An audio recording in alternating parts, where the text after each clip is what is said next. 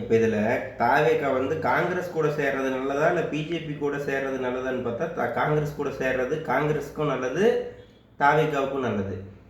ஆனா, பிஜேபி கூட சேர்ற மாரி இருந்தா, பிஜேபி கழட்டி விட்டுட்டு அதிமுக, தாவேகா கூட்டணி வச்சா ரொம்ப நல்லது.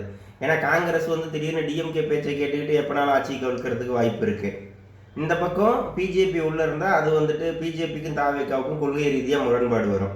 அப்ப என்ன பண்ணணும், எடப்பாடியும் தாவேகாவும் கூட்டணி வச்சுக்கணும். அதுதான் பொருத்தமான கூட்டணியா இருக்கும். ஆனா பிஜேபி கழட்டி விட்டுறணும் ஏடிஎம்கே. ஸோ பிஜேபி இல்லைன்னா என்ன பண்ணுவாங்க, அவனுங்க டெல்லியிலேருந்து உட்காந்துக்கிட்டு இங்கே இன்ஃப்ளூயன்ஸ் யூஸ் பண்ணுற மாதிரி இருக்கும். ஸோ அது ஜென்ரலாக இப்போ நம்ம மக்களே எதுக்காக ஓட்டு போட்டது விஜய்க்கு மெயினாக, இவங்க 2 பேரும் வேண்டாம், திமுக அதிமுக 2 பேரும் வேணாங்கிறது தான் ஓட்டு போட்டது. அப்போ பார்த்தா பிஜேபி கழட்டி விட்டு அதிமுக தாவேகா கூட்டணி வச்சு ஆட்சி அமைச்சாங்கன்னா நல்லா இருக்கும். வேணா எடப்பாடிக்கு ஒரு மினிஸ்டர் போஸ்டிங்கோ இல்லை துணை முதல்வர் போஸ்டிங்கோ கொடுத்துட்டு சிஎம்மா விஜய் இருந்துக்கிட்டாருன்னா ரொம்ப நல்லா போகும். 5 வருஷத்துக்கு நிலையான ஆட்சியாக போயிடும், ப்ராப்ளம் இருக்காது. இதே காங்கிரஸோட கூட்டணி வச்சா இன்னும் இந்த சின்ன சின்ன கட்சிங்க கூட்டணிக்கு வர மாதிரி இருக்கும். ஸோ அவங்க எப்படிப்பட்ட டிமாண்டை வைப்பாங்கிறது சொல்ல முடியாது. ஆட்சி வந்து நிரந்தரம்னு சொல்ல முடியாது.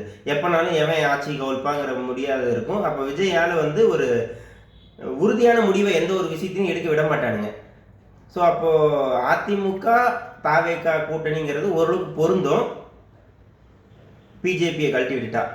இல்லைன்னா அதுவும் பொருந்தாது, செட் ஆகாது. இந்த பக்கம் காங்கிரஸோட சேர்ந்தா சின்ன சின்ன கட்சிங்கெல்லாம் வந்துட்டு இன்ஃப்ளூயன்ஸ் அதிகம் யூஸ் பண்ணணும்னு பார்ப்பாங்க. அது ஆட்சிக்கு கெட்ட பேர் ஏற்படுத்தும், நிலையான ஆட்சி கொடுக்கறதுக்கு கொஞ்சம் கஷ்டமாக போயிடும்.